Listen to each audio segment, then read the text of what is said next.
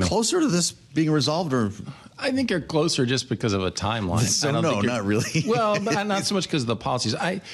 Look, I think this has always been the out. You and I have talked about this, is that eventually I think Republicans will cave on the Obamacare subsidies. Yeah. And that was always the way that this is going to resolve itself because of the timeline of those. But I think that Speaker Johnson's right. I think this has always been on the table as far as a vote. It's interesting that Democrats didn't jump on that. And I think, Joe, the reason is because I think they're feeling more and more confident in their own position here, which is a surprise because I think traditionally when Republicans have forced shutdowns, eventually, the American people look at it and say, well, who forced this? And they don't get rewarded for it. I think in this case, Democrats forced the shutdown, but I think they're feeling that they're going to win on the Obamacare subsidies issue. So a vote, being given a vote now is no longer sufficient for them. They want a desired outcome. Deal, sure. When you were legislative director in the first Trump term, you would have been making phone calls this week saying, hey, you know what? We got the troops paid. We've got federal law enforcement. We got money for WIC. These are really interesting moves that the administration has been making to say, well, in the words of Russ Vought, we're hunkering down for a long one. I think they are, because I also think that the administration actually is sort of, engaged at a level above Congress. The president is in Israel striking historic deals. The president's looking for the next negotiation in Ukraine. He's looking to his trade deal with Xi coming up in November.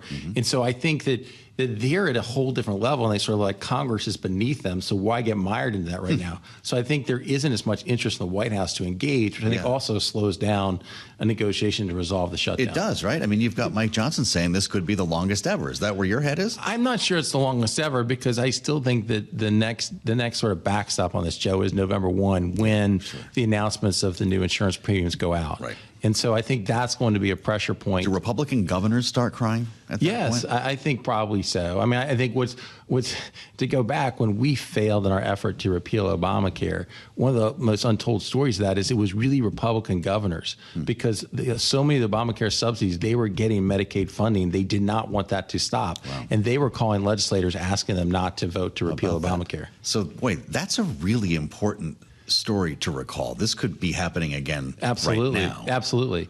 Yeah, I think there'll be a lot of pressure from Republican governors. I think there's enough Republican members who represent districts. Look at Marjorie Taylor Greene, for instance, who's been out there saying that we need to extend the subsidies. I personally think it's terrible policy.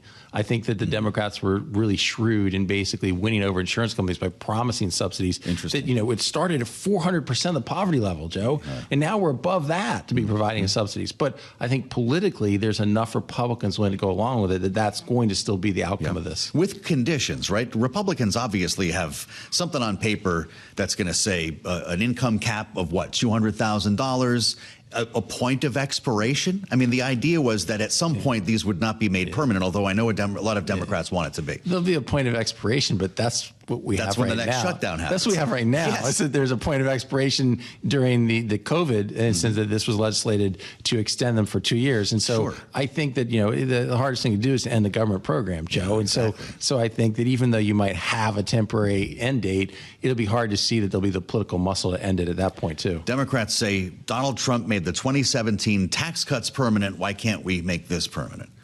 Well, again, I think that the Democrats created a government-run healthcare system. There's been a total disaster that continues to create more and more and more government funding. I don't think people are happy with it, but they've created the system where it's, hey, it's too expensive if we don't extend the subsidies. Yeah. And that's just the ongoing problem that we're in now.